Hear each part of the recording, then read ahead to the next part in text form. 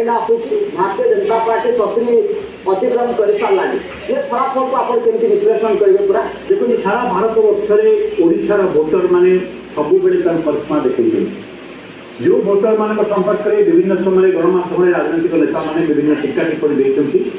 ये से आह्वान से बीजेडी हो कि बीजेपी हो कि कांग्रेस आप देखते जो 2014 पूरा भारत वर्ष गोटे मुड था ओडिशा आउट मुड देला जो 2019 भारतीय जनता पार्टी गोटे नारेसन ओडिशा से आउट मुड देला आज दिन जो विजु जनता दल अत्यंत ओभर कन्फिडेन्स था बड़ संख्या हासिल कर व्यक्तिगत स्तर को लेकिन भारतीय जनता पार्टी विजु जनता को मुकाबला करने स्थिति था से ओडिशार भोटर मान गोटे निर्णायक भोट देते मुझे कहना ये चाहे जे आजिकल भोटर नुहे मुझे जानी राजनीति परिपक्वता नहीं प्रश्न करने चाहे